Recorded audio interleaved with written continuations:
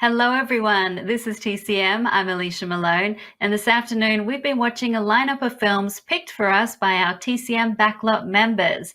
And joining me now via the power of the internet is Aaron Leventman. Hi, Aaron. Hi, Alicia. Thanks so much for having me. It's great to be here.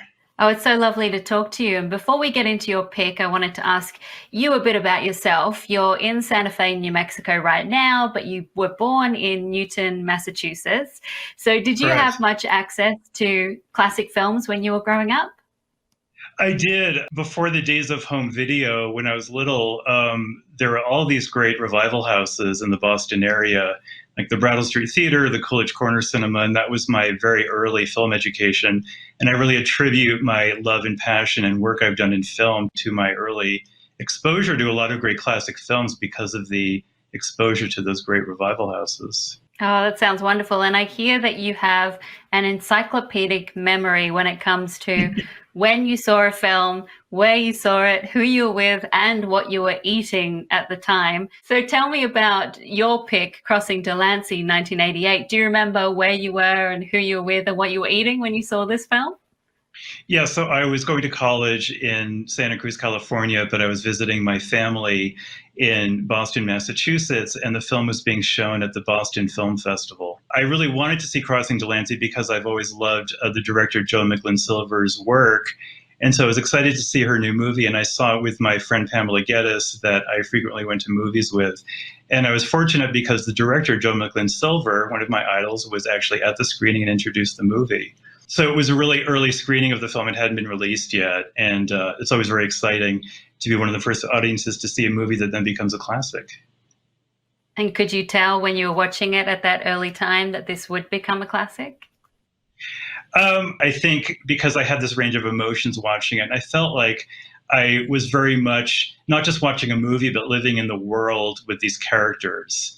And after the movie was over, I still felt like I was living in that world for several days. And I think when I have that reaction to a film, which happens for me very rarely, I know that there's something special about that particular movie. So to answer your question, yes, I did think it would be a classic. And this was adapted from the play by Susan Sandler.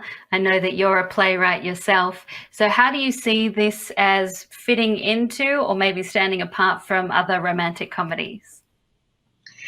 Well, I've always loved old romantic comedies like Philadelphia Story, where there's this female protagonist who has to choose between two men, and the audience knows which guy is right for her, and you're waiting for the main character to realize which guy is right for her too. And I think Crossing Delancey is a great modern take on that tradition. It fit into the great sort of genre of romantic comedies that were made in the 80s.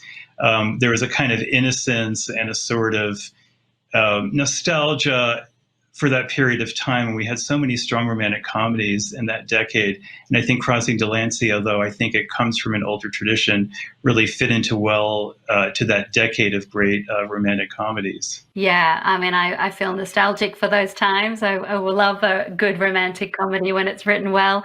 And here we have Amy Irving, who stars as Isabel. And you'll also get to meet Peter Riegert, who plays Sam the Pickle Man. And I hear that you played Sam on stage.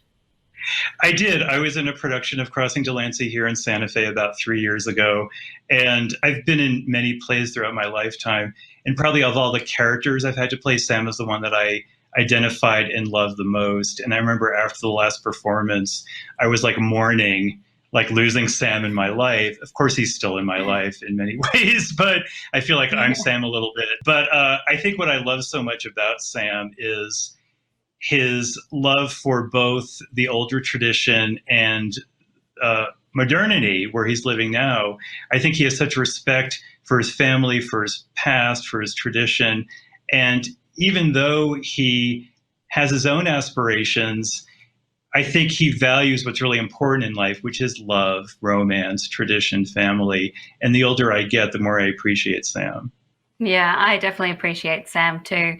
Aaron, thank you so much. We're going to get into it. Let's watch from 1988, Crossing Delancey.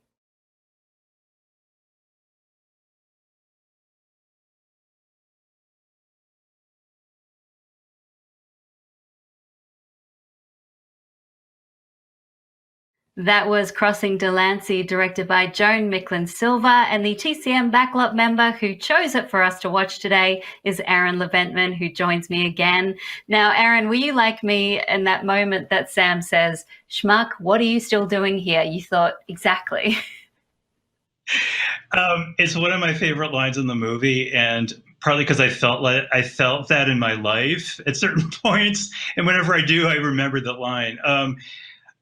I think the reason why it's believable that he would still stay. No, I don't think he's necessarily a schmuck, although I could understand why he would maybe feel that way or others would.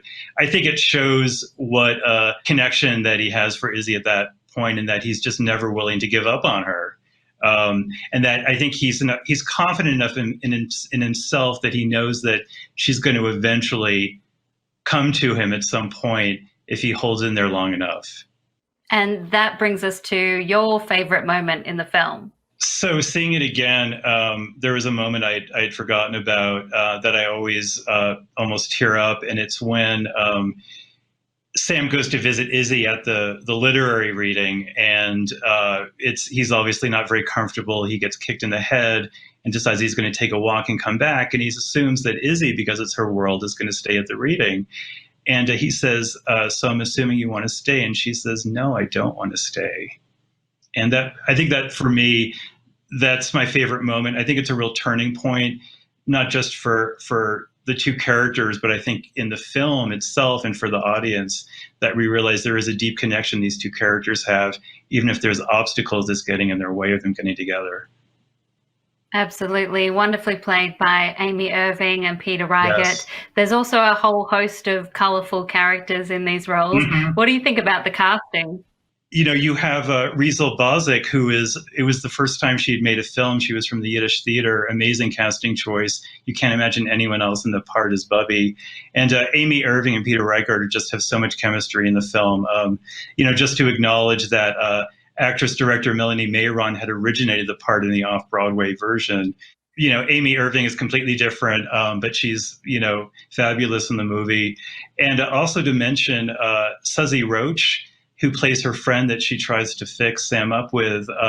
She was part of this great Irish-American folk group called the Roaches, and the music is used in the film. She and her two sisters, Maggie and Terry, had formed this group, and Suzy had an acting career as well, and she's really great in the movie, and I wish she had been in more films at the time. But you also have the iconic Sylvia Miles, who we sadly just lost this past year, who is an icon in New York when I was living there, and I thought she was one of the great character actresses of her generation. You have all these great cameos: Rosemary Harris, David Hyde Pierce, and Jeroen Krabbe, who's a great Dutch actor who was in a lot of Paul Verhoeven films. So it's a really great mix and a really original casting, and I think the casting directors and the director, whoever made these decisions, really understood the content of the movie and how finding just the right actors was essential for making the film what it is. Well, Aaron Leventman, thank you so much for joining us on TCM today. Thank you. It's been a pleasure. Thanks for having me. Well, Aaron and I are done, but we have one more TCM backlot fan favorite coming up for you next, and it's the film Where Bogey Met Bacall.